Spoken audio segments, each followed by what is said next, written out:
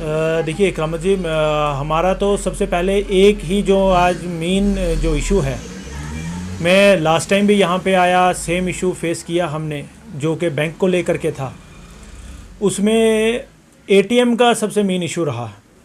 वैसे तो काफ़ी लंबी कतारें या क्या रहा तो उसको हम नहीं करेंगे इस बार, लेकिन एटीएम को लेकर के जो लोग यहाँ पे आए हैं, जो दूर दराज से, कोई कहीं से आ रहा है, कोई अपनी मजबूरियाँ छोड़ के आ रहा है, एटीएम का हर बार इशू आ रहा है इनका।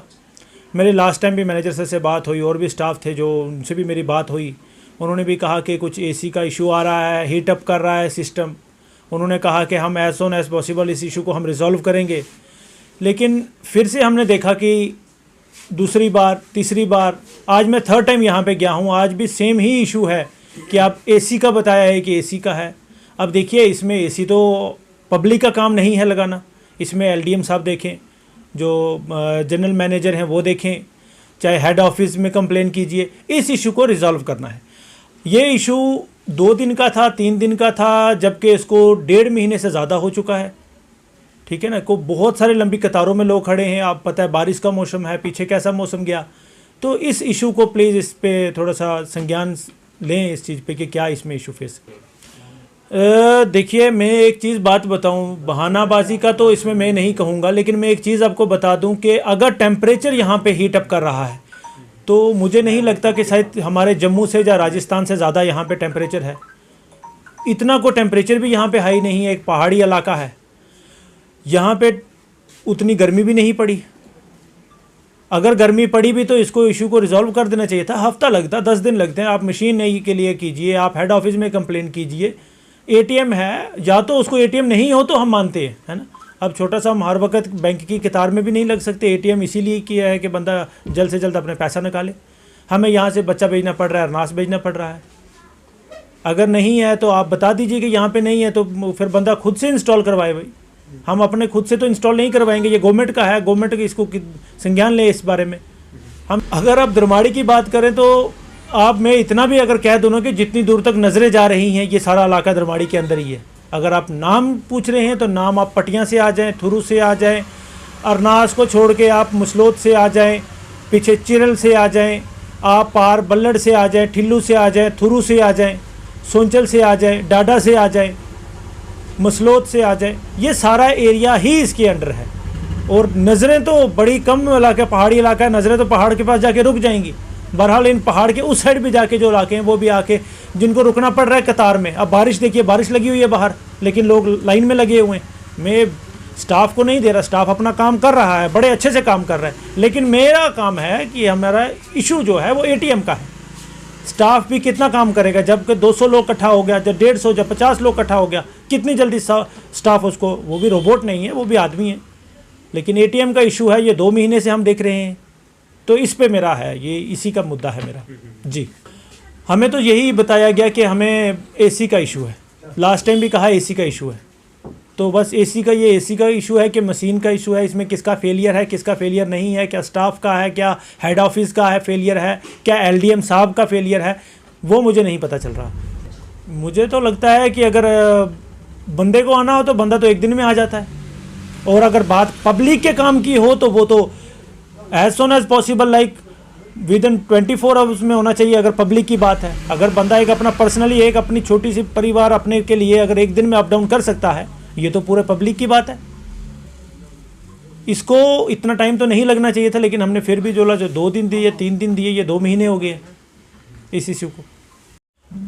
देखिए, लोगों की अगर बात करें परेशानी की, तो मुझे नहीं लगता कि ये ज़ाहिरी तौर पे हमें बताने की ज़रूरत भी है, क्योंकि ये एक सब डिवीज़न है, एक टाउन है, एक ब्लॉक है। यहाँ पे एसडीएम साहब, सारे डिपार्टमेंट, जितने भी डिपार्टमेंट है वो दरमाड़ी में ही बैठते हैं। हॉस्पिटल इवन यहाँ पे है।